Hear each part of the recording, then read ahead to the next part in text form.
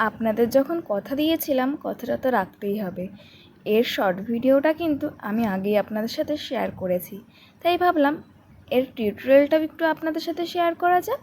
দেখুন, আমি কিন্তু আগে কেকের বেসটা সুন্দর করে তৈরি করে নিয়েছিলাম।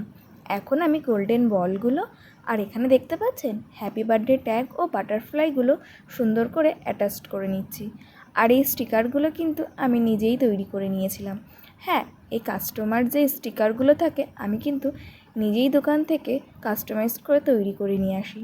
এরপরে দেখুন, এর উপরে কিছু আমি গোল্ডেন বল দিয়ে দিলাম। আর দেখতে পাচ্ছেন কেকটা টুকটুক করে কতটা আকর্ষণীয় হয়ে উঠেছে।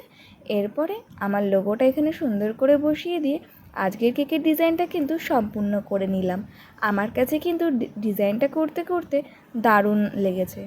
আপনাদের কেমন লেগেছে সেটা কিন্তু অবশ্যই কমেন্ট করে জানাবেন। আজকের জন্য এইটুকুই, টাটা।